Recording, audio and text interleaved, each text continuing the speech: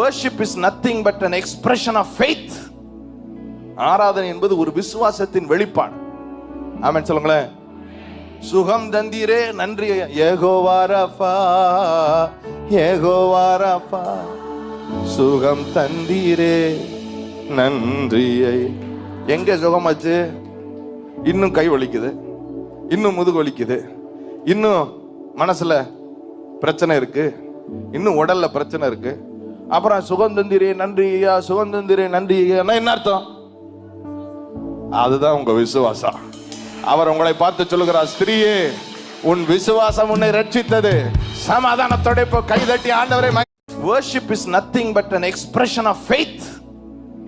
ஆராதனை என்பது ஒரு விசுவாசத்தின் வெளிப்பாடு. ஆமென் சொல்லுங்களேன். சுகம் தந்தீரே நன்றி யெகோவா ரஃபா, யெகோவா ரஃபா, சுகம்